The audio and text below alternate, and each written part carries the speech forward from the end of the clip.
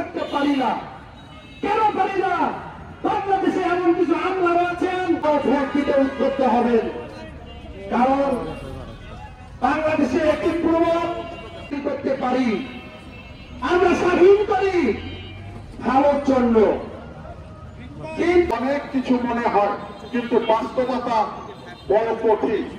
আর আমার রেস্তোরাঁ মালিকের সবার সামনে আমি বলছি যে আগামী 3 মাস লোক রেখে আমাদের প্রমাণ করে দিক যে মাসে এত টাকা আয়, এটা ভ্যাট পূর্বের অবস্থায় বা আমাদেরকে এই ভ্যাট আরোপ করে আমাদেরকে। ভাইরা আমার, নেতৃবৃন্দ, আপনারা জানেন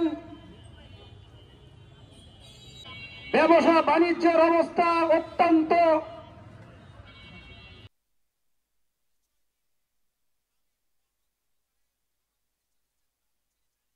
যদি ক্রয় করেন তাহলে আপনাদেরকে 100 টাকার সাথে আরো 15 টাকা।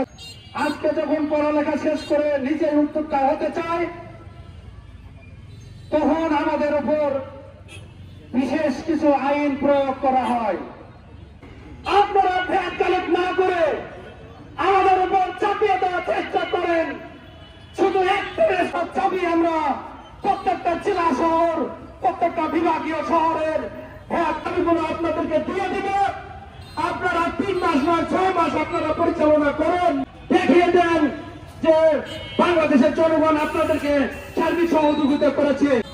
যদি আজকে এই ভ্যাটের বিষয়টি যদি সব বাংলাদেশের যারা দেশদ্রোহী রয়েছেন, যারা বাংলাদেশের উন্নতি চান না, যারা বাংলাদেশের রেস্তোরাঁ সেক্টরে ভ্যাটের বৃদ্ধির প্রতিবাদে বাধ্য হয়েছি বর্তমান রাজস্ব বোর্ডে এবং অর্থ মন্ত্রণালয়ে এই 8টা দাবি আমাদের কেন্দ্রীয়ভাবে পুরো বাংলাদেশের সমস্ত জেলায় এই একই দাবি উত্থাপন করার কথা বলেছে। আমরা এখান থেকে মানববন্ধন শেষ করে আমাদের সম্মানিত জেলা প্রশাসক মহোদয়ের কাছে আমাদের কেন্দ্রীয়ভাবে যে স্মারকলিপিটা আছে সেই স্মারকলিপি আমরা উনার সামনে উপস্থাপন করবো।